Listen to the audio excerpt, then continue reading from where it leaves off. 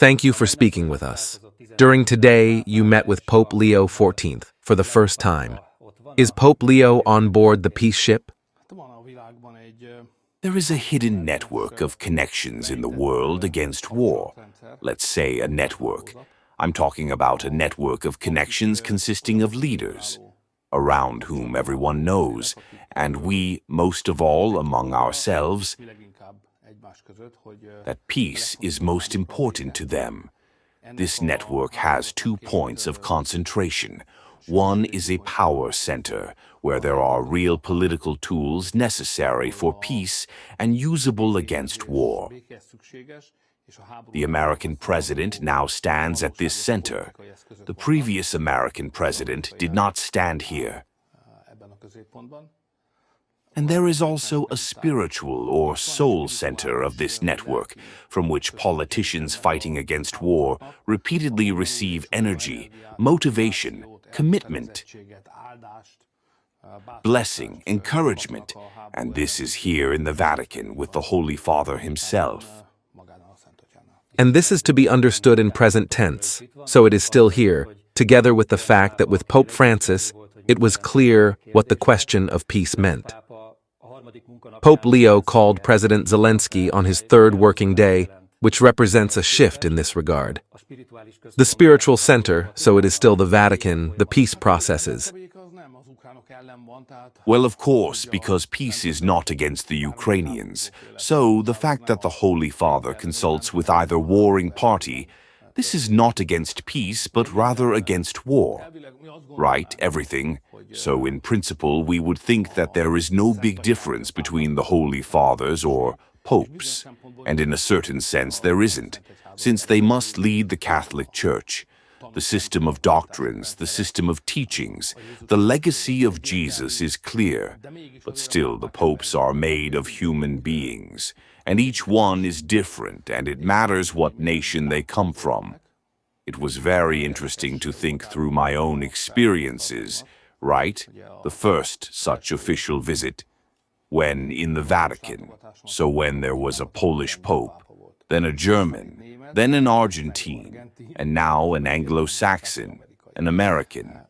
Now we have an Anglo-Saxon pope. In the nth year of the devastating war, we are still able to count on one hand those leaders in the world who consistently stand on the side of peace and actively work for it. Right.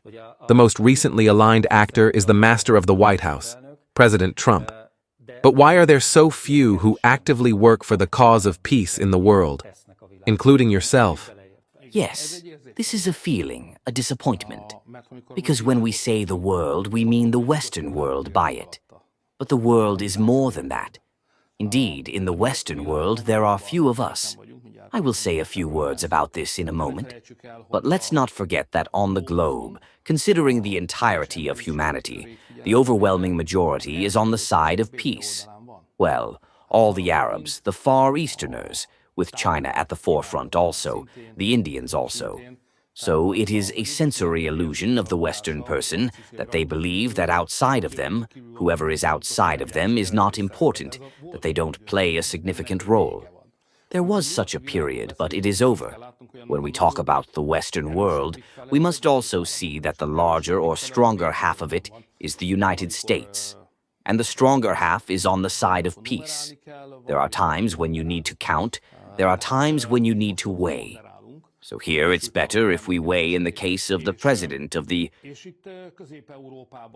United States. And here in Central Europe, the peace-supporting and anti-war Czechs are now coming back. In Slovakia, there is an anti-war government. In Hungary, there is an anti-war government. I see that the wind is also turning in Poland. It still takes time to see clearly. And I believe that as economic troubles grow in Western Europe, more and more countries will admit that, quite simply, we don't have money to finance this war. So I expect that as time passes, almost day by day, there will be more and more of us in the anti-war camp. Tell us about your meeting with the Pope. How did you find common ground with each other? What gifts did you bring? Details that you can share. We always bring gifts. because one doesn't come to the Pope empty-handed. And now, too, we brought a beautiful old Hungarian book, which is a published book about the life of Saint Gerard. So there was an opportunity to talk a bit about the history of Hungarian Christianity, whose central figure, or the central figure of its first chapter, is Bishop Saint Gerard himself. We could also talk about Budapest, although there wasn't much need for this now, considering that the Holy Father has already been to Budapest. Moreover, he was a member of the delegation during the previous Pope's visit to Budapest. I won't say he knows us, but he has already seen us. He knows where Hungary is. He knows what Budapest is, so he wasn't receiving a guest arriving from Mars, and moreover a European, so a person with Western culture, although he served in Latin America. So this traditional European culture, which extends to both history and geography, is in his little finger, so he knows very well. The world in the middle of which he now sits here in Rome. The Budapest Peace Summit, which ultimately won't happen now, was this cancelled or postponed? Right. This would have been a visit to Budapest by President Putin and President Trump? The peace summit exists, so it's an intention that the two parties negotiating with each other mutually declared. I mean that there will be a Budapest summit. What is delayed will come, I would say. What knowledge do you have about when, weeks, months, since this could be a significant step toward finally ending this murderous conflict at our borders? Let's look at the script of the last similar major peace summit. This happened in Sharm el-Sheikh, Egypt, where they brought about Middle Eastern peace, where the involved parties negotiated for a long time, including the Americans. Then on Saturday, they said, signing on Monday. That's how to imagine it. So here they can bring about peace, or rather the agreement, in 2-3 days. No one knows when this will happen, since the negotiating delegations are continuously negotiating with each other. But it still stands that this signing will take place in Budapest. They announced it. Take this as a fact. But meanwhile, it's happening in the background that President Trump is now negotiating in China, and according to reports, one of the negotiation processes is about excluding Russian energy carriers from the world market. I've been reading analyses that there's now more chance of this than in recent years.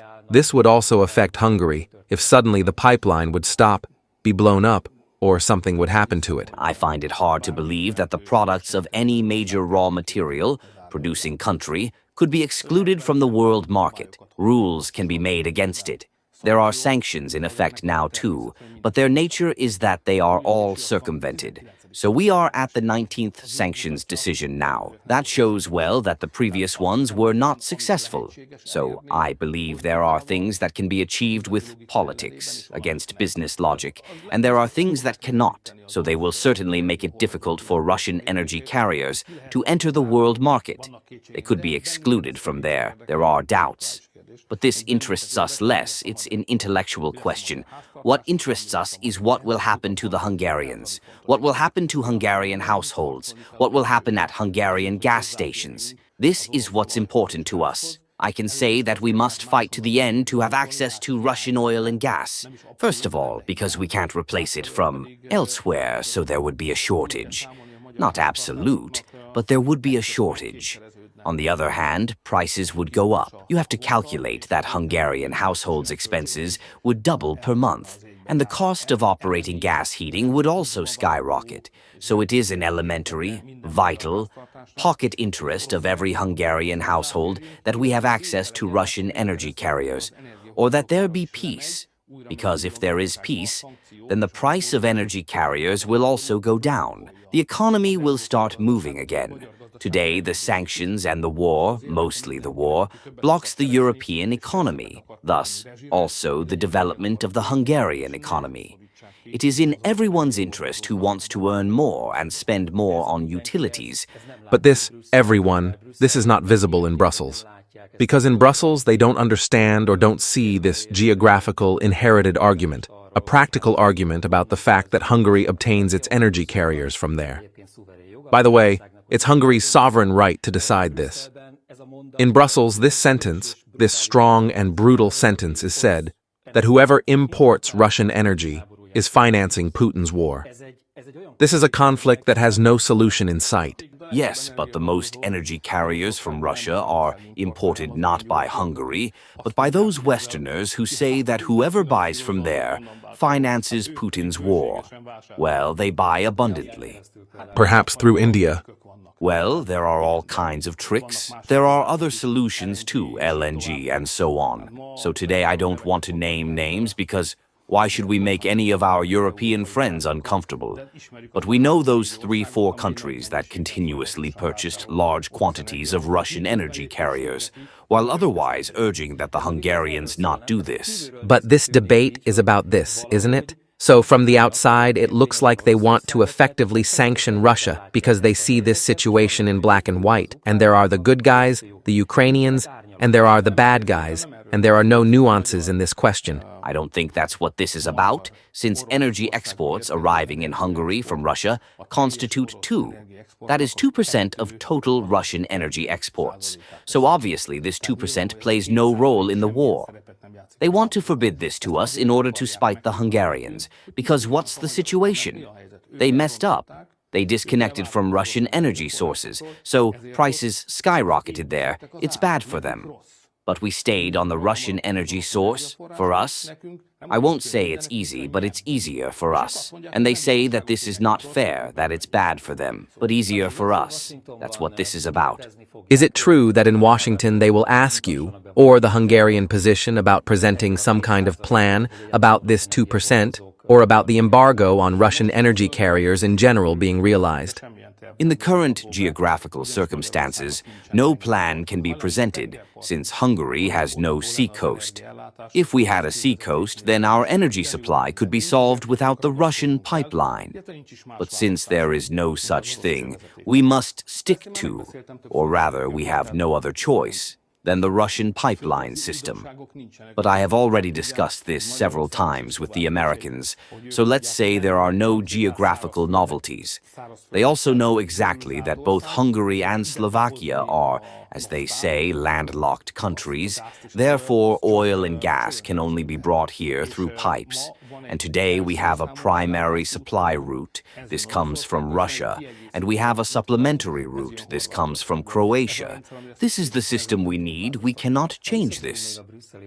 If we return to Brussels politics, right, last week there was an EU summit where 26 adopted a, how should I put it, unique approach to Ukraine's European Union future, which basically represents the thinking of how to exclude Hungary from this question. During the day, you are also meeting with the Italian Prime Minister. Now, as we're talking, we're still before this meeting. About Ms. Meloni, they say that she will stand up and object to this thinking, that Hungary be excluded from anything that is a strategic question in the European Union. It's clear that Ms. Meloni is not the primate from whom you can order music, but still you can perhaps rely on her. That's what the analyses write. Yes, but the analyses don't see into the depths of things, so there are numerous countries that under no circumstances will agree to any member state being excluded from such a decision, and not because they love the Hungarians, although there may be such among them, but because they don't want to end up in this situation. So no one wants to open the precedent of solving a problem, breaking a country's resistance by simply excluding them from the decision, because then anyone can be next in line. So this won't happen. The Italian Prime Minister is also a sensible woman, but there are many others who think similarly. So we don't have to fear this. What other topics are expected with Ms. Meloni? Migration will surely come up. Well, Italy is a frontline country. It has been struggling with this problem for years, and their solution shows many similarities to Hungarian thinking. Well, first of all, I don't think we can avoid talking about the war. Although a few days ago in Brussels at the European Union summit, we already talked about this. So we'll quickly exhaust this topic. After that come economic questions. The European economy is in extremely bad shape. Next year, perhaps the Eurozone economy will grow by 1%, the world economy by 2%, which the Americans and Chinese are watching. Europe is excluding itself from the competitive global economic actors. A big loser of this is Italy, and there are painful consequences for Hungary as well. Moreover, there are proposals on the table from Brussels, as a consequence of which significant over 10% energy price increases would occur, which would kill both Italian and Hungarian families. We must prevent this. We will definitely talk about this. And there is migration, which is a very serious thing here. The Italians belong to the circle whose leftist governments messed this up, because they let the migrants in. And now they must partly defend the borders, so no more come, partly find a legal solution for how to get rid of them, how to send them home, how to integrate those who remain, what the future of Italian society will be. This is their big problem. Our problem is different because we didn't let them in. Our problem is how to keep Hungary a migrant-free country despite Brussels' pressure. And Brussels has a decision according to which we should build, or should have already built, a refugee camp suitable for accommodating 30,000 migrants. And we should accept that if a large number of migrants arrive in Europe, then Brussels will decide on their distribution, and we should accept those they send to us from there. We resist. We accept neither. We protest against it. We organize resistance against it. In the form of protest, we pay $1 million or 1 million euros daily to Brussels as a fine. But we're still better off if we pay this than if we let the migrants in and end up like the other Western European countries, who can't find a way out of the crisis situation that the arrival of migrants caused in Western Europe in terms of both public safety and the economy. If you allow, I would ask more about the first point. Regarding Ukraine, what is the common denominator? Italy, Hungary, and let's go here to Slovakia, because many now say this axis, that here they can find a lot of common ground regarding Ukraine's European Union future, or regarding closing the conflict. So sending troops, the NATO alliance question, the European Union membership question, so even among the three countries, especially in Italy's case, what is the common denominator with Hungary? However surprising, mainly due to tourism, we always tend to classify Italy as Southern Europe, and there is geographical truth in this. But this is not the complete truth. Italy's main and most productive part, where the real, very strong Italian industry operates, is in Central Europe, in northern Italy. That's more Central Europe. This has always been so in European politics, that the Italians were part of both the Western group and the Central European country group. Depending on what government there is, the focal points change. I believe that if the Italians want to survive economically, they must develop increasingly strong cooperation in Central Europe. Europe's economic future is not in Western Europe. That's an economy moving on a downward trajectory. Where the future is Central Europe. A huge and successful Polish economy, a very strong Czech economy, Slovakia standing well on its feet, a Hungary capable of dynamic development. I could even bring in the Croatians here, even the non-union Serbia. And Italy has always been able to connect well to this region. If you come by car, you only need to cross Slovenia, and you're already here. I feel there is an identity of Italy that brings them towards Central Europe, and they want to participate, they want to be there with appropriate weight in the Central European economy. This is good for us because Italy is a totally strong country.